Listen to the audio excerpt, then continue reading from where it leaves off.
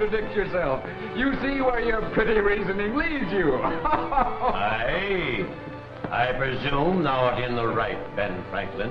Presume? Huh. Unquestionably, I'm in the right.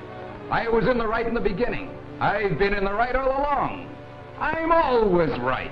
Thou hast won the disputation, Ben Franklin. But I won't concede it to thee. Won't concede it, eh? Why, my friend? Prithee, why?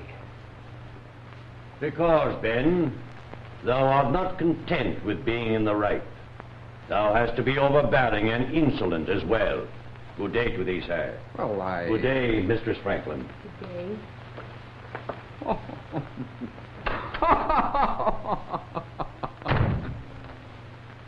Did you win your argument, Benjamin?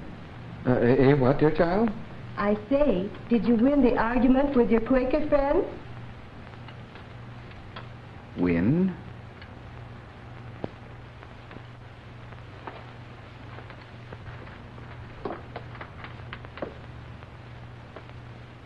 Win?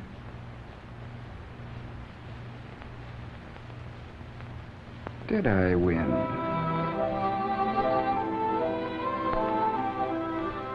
Ben Franklin, the great American diplomat and philosopher. One of the greatest salesmen that ever lived. He began life an inveterate arguer. But when his Quaker friend drove home the awful truth, Ben took it on the chin and asked himself a few questions. He did some powerful thinking, and he came to the conclusion that you don't win arguments by arguing. But what is more important, Ben did something about it. He decided to correct his faults. He determined to change his method of working with people. He formulated some rules to govern his man-to-man relations. Virtue is obtained rather by the use of the ears than of the tongue. Put on the humble inquirer. Argument is productive of disgusts and perhaps enmities. In answering an opinion, observe that in certain cases the opinion would be right. Forbear all direct contradictions to the sentiments of others and all positive assertions. Lose no time, but let each part of your business have its time. They are simple, these rules, but they helped make possible Ben's long and illustrious career of selling America. They helped make Ben one of the most effective salesmen of all time. Now, Ben wasn't what we would call a natural-born salesman, but by applying these rules, he sold the people of Pennsylvania his ideas for clean streets. People weren't attracted to Ben, just the opposite, in fact. But despite this, he sold his ideas for a volunteer fire department and a public library. By nature, Ben didn't have the knack of getting along with people, yet he put over his ideas for a free hospital and state university. Ben was a poor speaker, but he carried his points. He sold America to the French and secured many millions of dollars in loans. Loans which made possible the victories of General George Washington. As an old man, Ben went to the Constitutional Convention and sold America on signing the supreme law of the land. Selling America wasn't a hit or miss proposition with Ben. It all came down to the simple rules he established for himself early in life, and which he applied throughout the length and breadth of his long selling career. Now, this is all very well and good, but the modern salesman says, how do Ben's rules apply to modern selling? What kind of a salesman would Ben make today? Times have changed. Customers today are different. Selling America today isn't like selling America back in the 18th century. You're quite right, sir. Times have changed. The modern customer is different. In dress, in manner of living. The modern tempo is faster. You're quite right, sir. In your selling, you offer services undreamed of in my time. You answer needs that never existed before. What you sell America is entirely different, but how you sell it is something else. The methods of influencing people to buy are more or less universal. They're based on human nature, which is perhaps the one thing in all the years that has remained constant. Then you think I can sell, well, refrigerators, ranges, automobile tires, anything at all that's modern, by some of those rules? Indeed I do, sir. Well, Ben, you'll have to show me. That will be a pleasure, sir. All right, Ben. What's your first rule again? My first rule, sir, is virtue is obtained rather by the use of the ears than of the tongue. Put on the humble inquirer. Which in up-to-date English means get the prospect to talk, ask questions, eh, Ben? Right, sir. But, Ben, does that always apply? Isn't it a good idea to let the prospect know that you know what you're selling? Yes, indeed. But there's a time and a place for all that. After you have found out just what you're selling. The salesman who doesn't get the prospect to talk, who doesn't ask questions, is likely to monopolize the conversation and lose the sale because he never does find out the prospect's real reason for not buying. The salesman who uses his tongue rather than his ears is likely to run into this difficulty. While you're here, Mr. Daniels, if you have time, I'd like to show you our tires. You'll be needing some new ones before long, you know. Yes, I know. But I generally buy my tires down the street at Ed's place. Well, if it's economy and tires you're looking for, Mr. Daniels, I think I can prove to you that our make of tire comes just as cheap as those down the street. That is, cheap when you consider the service and long life you get out of our make. Well, Why, Mr. Daniels, these tires have been put through all kinds of road tests before they were placed on the market. Scientifically conducted road tests by the greatest engineers in the industry. And they prove conclusively that this tire has the greatest mileage of any tire you can buy today. Just let me... I'll think it over and let you know. I have an appointment. Pet selling points are often the reason for lost sales. The salesman tries to sell something that he himself is interested in, and frequently it is not at all what the prospect is interested in. That's why rule number 1 says, get the prospect to talk. Ask questions. In that way, you can find out what the prospect really wants. How do you find out what his real reasons are for not buying? Well, the simplest way to do that, I should say, is to ask why. Why? Uh-huh. Let's see how it works on Mr. Daniels. While you're here, Mr. Daniels, if you have time, I'd like to show you our tires. You'll be needing some new ones before long, you know. Yes, I know.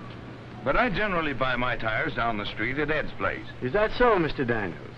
Just why do you like that particular tire? Well, I don't know. I've been using them a long time. I like the way they're made. In other words, you like their construction. Well, yes, I guess that's it. I see. Just why do you like that particular construction? Well, I'll tell you. I do a good deal of traveling in all kinds of weather. What I like most about that tire is the tread. Well, I don't want to be too inquisitive, Mr. Daniels, but just what do you like about that tread? Well, it doesn't skid. I see. Well, that's very important in a tire. And I believe you'd be interested in seeing a new safety tread that our company has just developed. A new tread? Yes. I'd like to show it to you. The prospect is really interested in safety, in non-skid.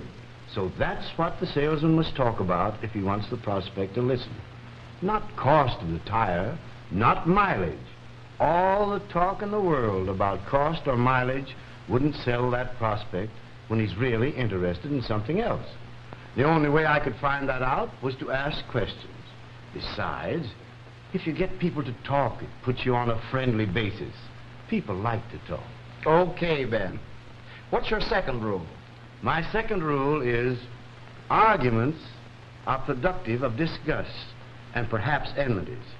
Persons of good sense seldom fall into them. That means, don't argue, eh, Ben? Right. Well, yes, Ben, but isn't it true that there are some people that you just can't help arguing with? Well, I know the kind you mean, but woe to the salesman who gets into debate with them. Watch this.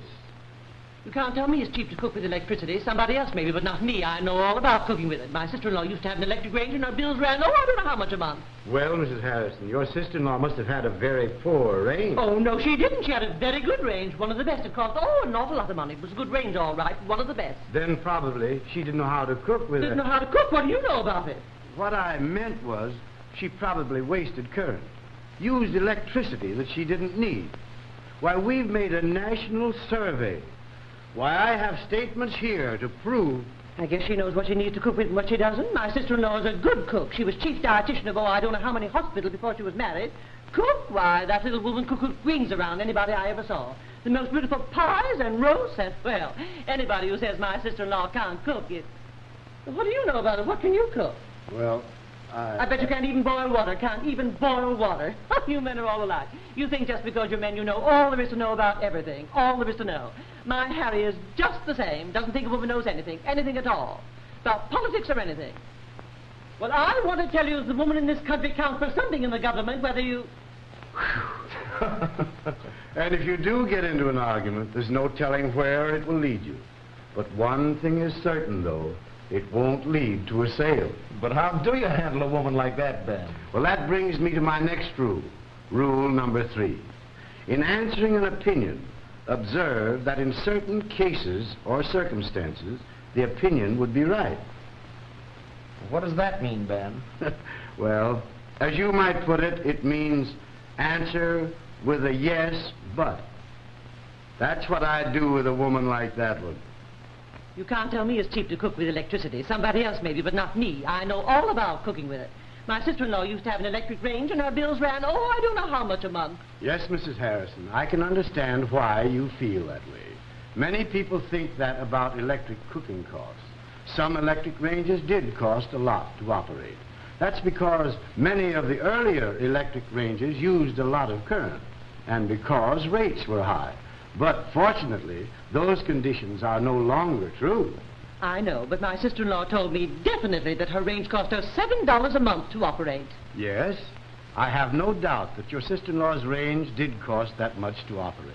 But today's electric rates are appreciably lower, and the modern range uses considerably less current. Well, it's hard to believe there could be so awful much difference. Yes, it is hard to believe. But as a matter of fact, in a national survey just completed, the average cost of operation was found to be only $2.30 a month. And here are some actual statements from owners right in this town. Well, that certainly is surprising. I had no idea it cost so little to cook with electricity. Of course, you know, my sister-in-law did have quite an old range. Well, Ben, the yes but technique sure pulls you through on that one. What's your next rule? My next rule has to do with the cause of argument. Many of them, you know, the salesman himself provokes.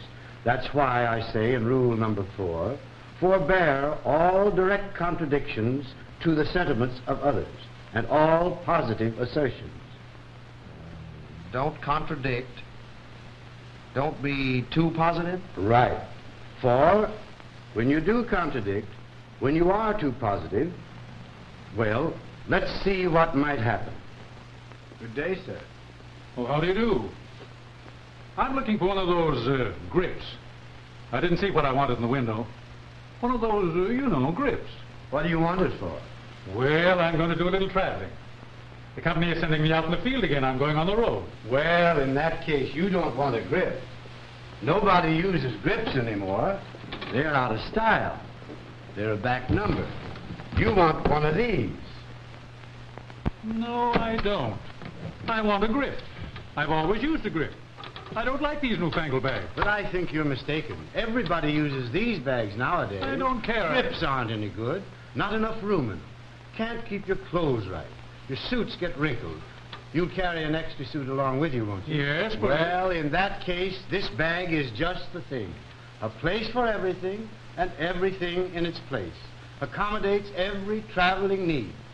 This is what you want. No, it isn't. I want a grip. And if I can't get it here, I'll...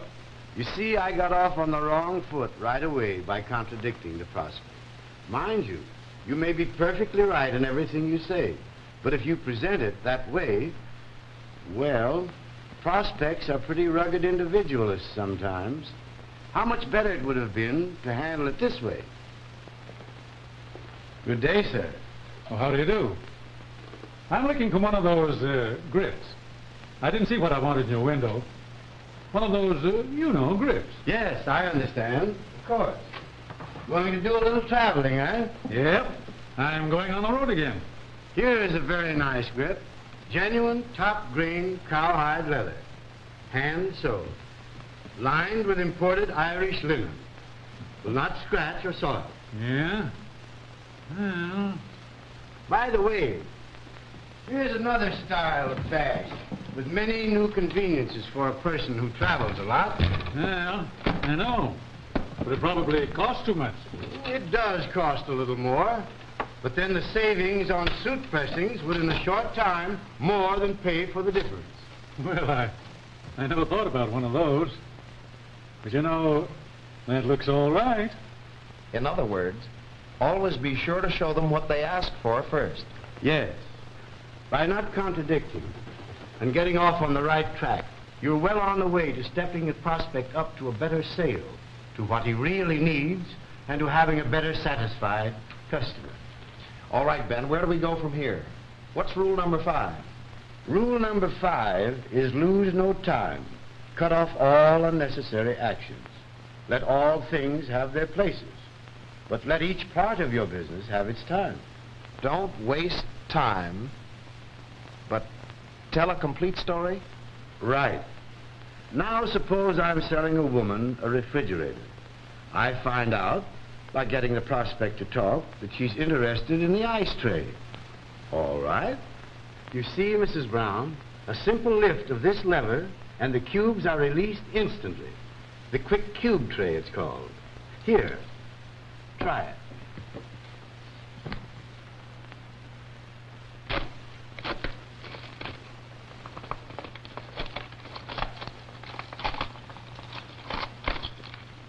Isn't it easy? Just a minute, Ben. You find out what the prospect is interested in by getting her to talk.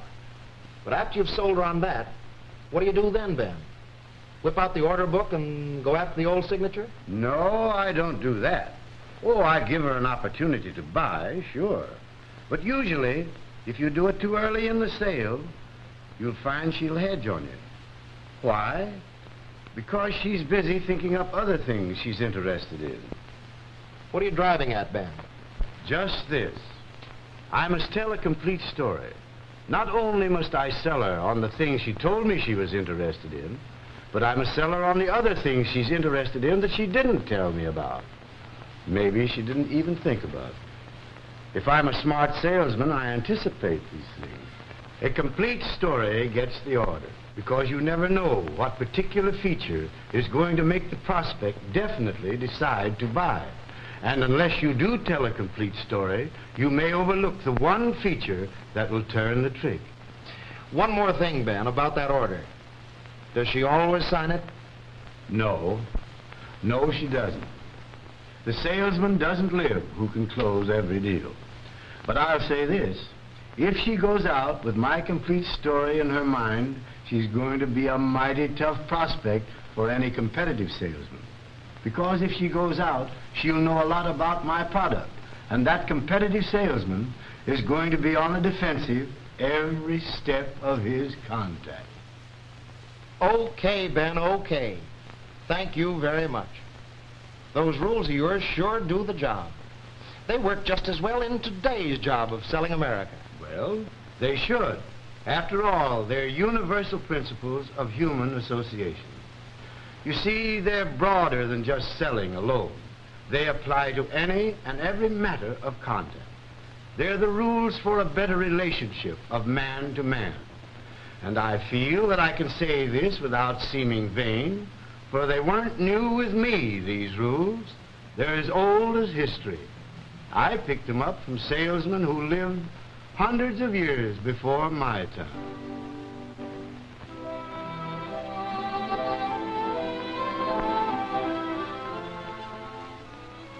Get the prospect to talk. Ask questions.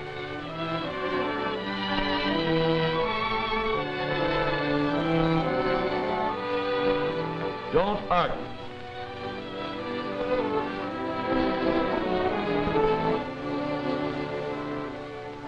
Answer with a yes, but.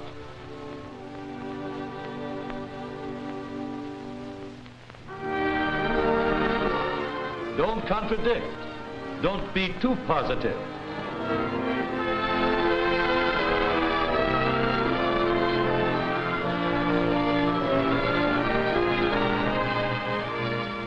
Don't waste time, but tell a complete story.